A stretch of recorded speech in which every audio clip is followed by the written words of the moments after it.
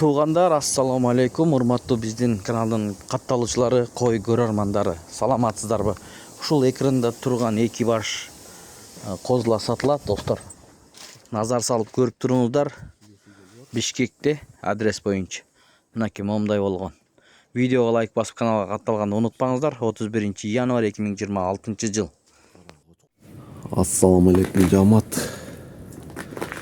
О кызыл ургачы, каразы эркек кочкор. Баасы 40 миң деп атам. Түшүп берем, сүйлөшүү жолу бар.